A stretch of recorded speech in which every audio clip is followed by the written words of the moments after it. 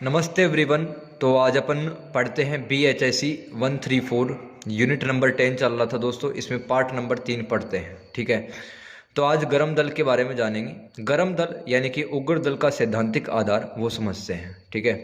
तो 20वीं सदी के आरंभिक वर्षों में कांग्रेस में उभरा गरम दल पुराने नेताओं के आदर्शों व संघर्ष के तरीकों, जो नरम दल के जो नेता थे उनके संघर्ष करने तरीके क्या थे कि वो लेटर एप्लीकेशन लिखते थे, ठीक है, कोर्ट में जाकर अर्जी देते थे, ब्रिटेन के सांसदों से अपील करते थे और याचना करते थे, ठीक है।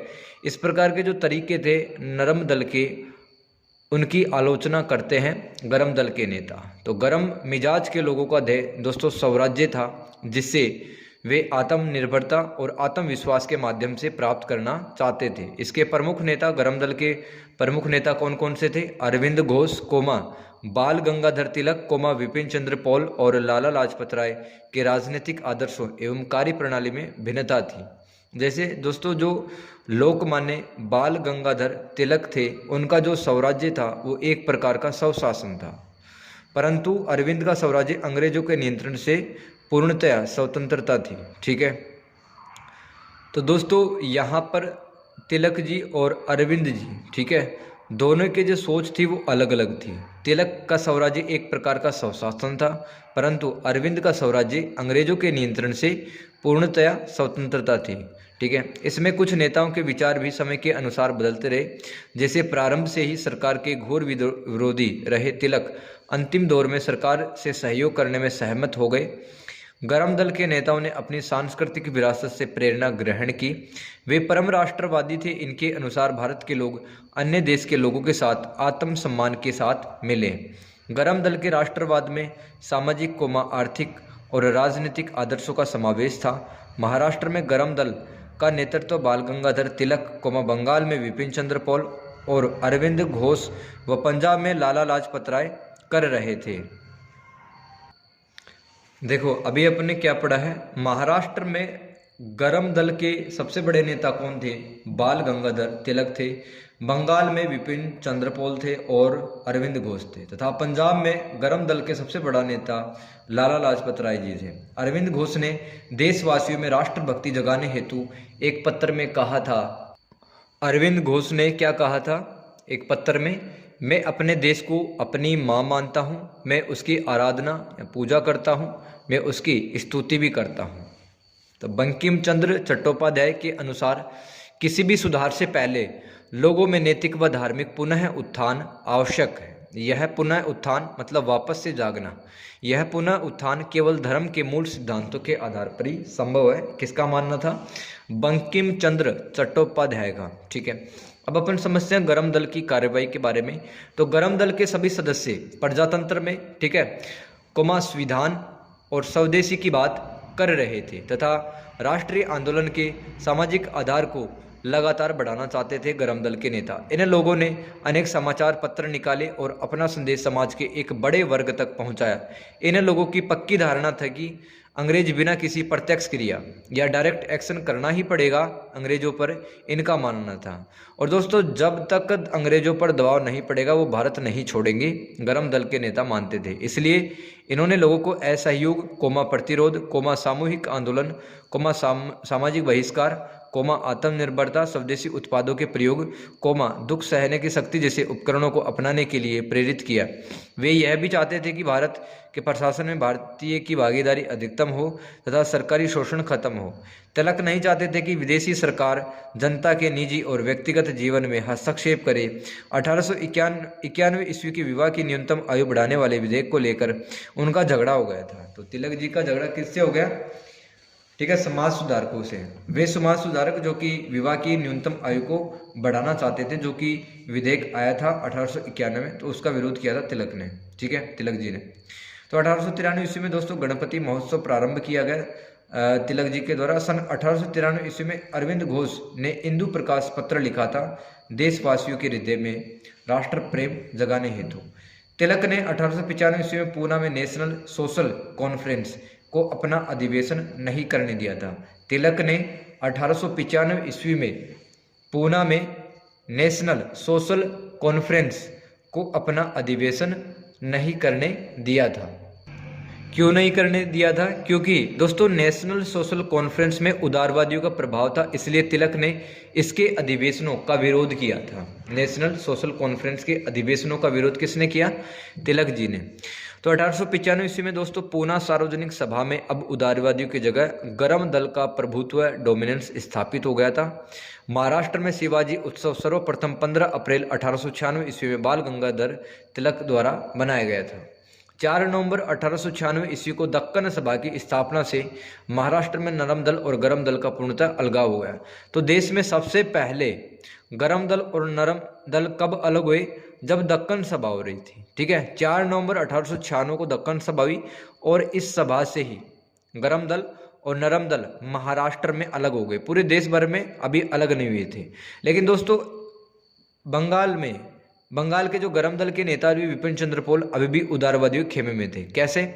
सन 1897 ईस्वी में विपिन चंद्र पॉल ने लिखा था कि मैं ब्रिटिश सरकार के प्रति निष्ठावान हूँ, क्योंकि मैं समझता हूँ कि ब्रिटिश सरकार के प्रति निष्ठा और अपने देश के लिए निष्ठा एक ही बात है, और मैं यह भी मानता हूँ कि भगवान ने हमारी मुक्ति के लिए इस सरकार को हम पर शासन करने हेतु भेजा है। मतलब भारतीयों का जो शोषण है ना, शोषण से कैसे मुक्ति होगी?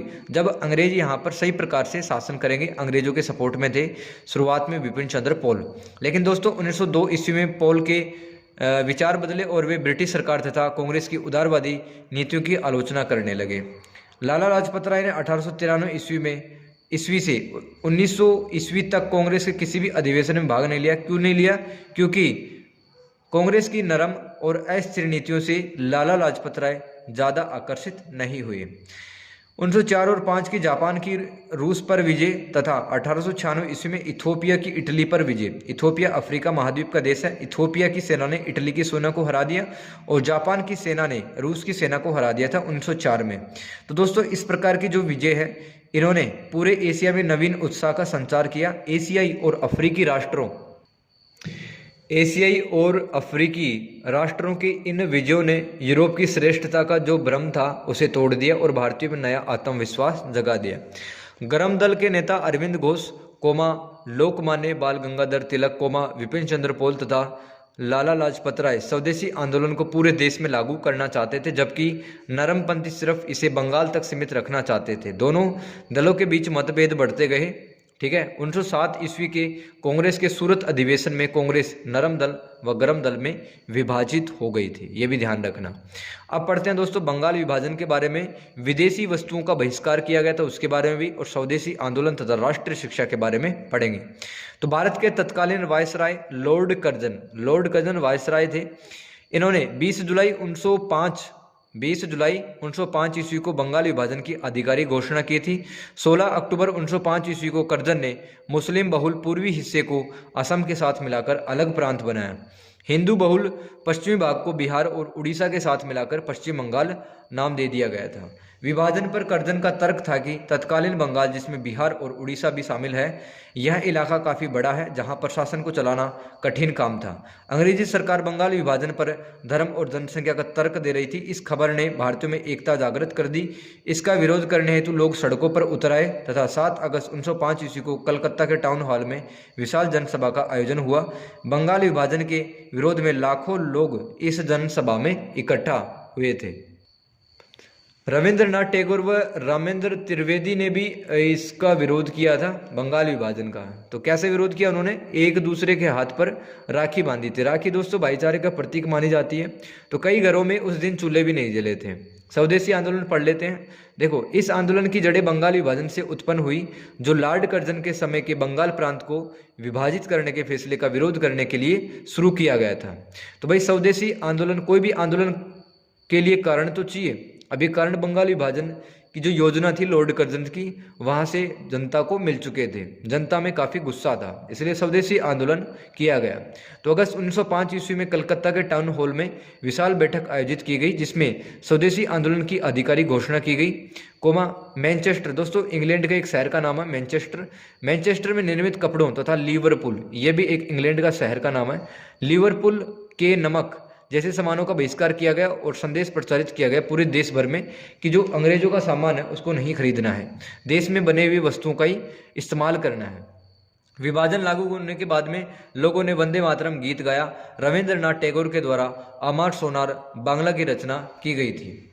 गरम दल के नेताओं के द्वारा सरकारी स्कूलों, कॉलेजों, सरकारी सेवाओं, अदालतों, विधान परिषदों, नगर पालिकाओं, सरकारी उपाधियों का बहिष्कार किया गया था। छात्रों की भागीदारी बंगाल, पूना, गुंटूर कहाँ पे है? आंध्र प्रदेश में है गुंटूर। और मद्रास और सेलम कहाँ पे? तमिलनाडु। तो सेलम, मद्रास, गुंटूर, पूना, बंगाल, यहाँ पर छात्रों ने भी बढ़ चढ़कर स्वदेशी आंदोलन में भाग लिया था। पुलिस द्वारा छात्रों के प्रति दमनकारी रवैया अपनाया गया, मारा पीटा गया, छात्रों को जेल में भी डाल दिया गया था स्वदेशी आंदोलन में।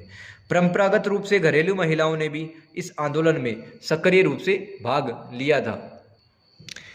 स्वदेशी को बढ़ावा देने के उद्देश्य से कलकत्ता पोर्टरीज, बंगाल केमिकल्स, बंग लक्ष्मी कॉटन मिल्स, साबुन, माचिस, तंबाकू उद्योग, ऑयल मिल्स, स्वदेशी बैंक, इंश्योरेंस कंपनियां व स्टीम नेविगेशन स्वदेशी उद्योग धंधों की स्थापना की गई। स्वदेशी शिक्षा को आगे बढ़ाने हेतु बंगाल टेक्निकल इंस्टीट्यूट की स्थापना हुई। बंगाल नेशनल कॉलेज व स्कूल की भी स्थापना इस समय की गई थी। स्वदेशी शिक्षा को आगे बढ़ाने के लिए बंगाल नेशनल स्कूल व बंगाल नेशनल स्कूल की स्थापना की गई, जिसके प्रिंसिपल अरविंद घोष बने थे। विभिन्न जिलों में राष्ट्रीय प्राइमरी स्कूलों व सेकेंडरी स्कूलों की भी स्थापना हुई थी स्वदेशी आंदोलन के दौरान। अब दोस्तों क्रांतिकारी राष्ट्रवाद का उदय पढ़ते हैं, ठीक है, ये अंतिम टॉपिक है। स्वदेशी आंदोलन में जनता ने व्यापक रूप से भाग नहीं लिया था। इस आंदोलन में कई किसानों, मजदूरों, उच्च व मध्यम वर्ग के मुस्लिमों ने भाग भी नहीं लिया था स्वदेशी आंदोलन में। तो आंदोलन को सफलता कब मिलेगी? जब ज़्यादा से ज़्यादा लोग उसमें पार्टिसिपेट करते हैं, तभी तो सफलता मिलती है। तो वर्ष 1908 तक सरकार की हिंसक कार्यवाही द्वारा स्वदेशी आंदोलन के एक चरण को लगभग समाप्त कर दिया गया था। अंग्रेजों ने सार्वजनिक स्थानों पर वंदे मातरम बोलने पर रोक लगा दी। यदि कोई सरकारी कर्मचारी इस आंदोलन में भाग लेता था तो उसे अयोग्य घोषित कर दिया जाता था। विद्यार्थियों पर भारी जुर्माना लगाया गया या उन्हें स्कूलों, कॉलेजों से निकाल दिया जाता था। 1906 ईस्वी में अप्रैल महीने में हो रही प्रांतीय सभा में भाग ले रहे प्रतिनिधियों पर अंग्रेजी प्रशासन के द्वारा लाठीचार्ज किया गया था। बरीसाल कहाँ पे है? बरीसाल बांग्लादेश में आज, ठीक है। तो वहाँ पर एक सभा हो रही थी, प्रांतीय सभा। तो उस प्रांतीय सभा में जो भी हिस्सा ले रहे थे अंग्रेजों ने उन पर लाठीचार्ज किया गया। तो ये सब कौन देख रहा था? बंगाल का मध्यम वर्ग युवा देख रहा था, ठीक है। तो बंगाल के मध्यम वर्गीय युवाओं ने सोचा आज़ादी अब हिंसात्मक तरीकों को अपना कर ही मिल सकती है। इन युवाओं ने गुप्त सभाएं की। बंगाल के जो मध्यम वर्गीय युवा थे, इन्होंने अंग्रेजों को भारत से भगाने हेतु अलग अलग स्थानों पर जाकर ये लोग मिलते थे और गुप्त सभा करते थे। युगांतर पत्रिका में अगस्त 1907 में लिखा गया कि यदि हम बेकार बैठे रहे और विरोध में खड़े होने से इनकार कर दें तो भारतीयों में निराशा भर जाएगी और सभी हाथ पर हाथ धरे बैठे रह जाएंगे। तो मध्यम वर्ग हिंसा को अपनाकर अंग्रेजों के दिल और दिमाग में आतंक और भय भरना चाहते थे तथा जनसाधारण के सामने मौत से जूझने वाला आदर्श स्थापित करना चाहते थे बंगाल का जो मध्यम वर्गीय युवा था। तो दोस्तों जल्द ही विशिष्ट समितियों में चुनिंदा अंग्रेजी अधिकारियों की हत्याओं की साजिशें रची जाने लगी। हथियार खरीदने हेतु डकैतियां भी की गई, ठीक है। डकैतियों के माध्यम से धन को जुटाया गया। इन क्रांतिकारी गतिविधियों की जो अगुवाई है, इनको लीड कौन कर रहा था? जो भी क्रांतिकारी गतिविधि हो रही थी बंगाल में, उसको लीड कर रहा था कलकत्ता का युगांतर ग्रुप और ढाका की अनुशीलन समिति। इन क्रांतिकारी गतिविधियों का सपोर्ट कर रही थी, ठीक है। तो दोस्तों ये चैप्टर होता है खत्म। मिलते हैं नेक्स्ट क्लास में, तब तक के लिए गुड बाय।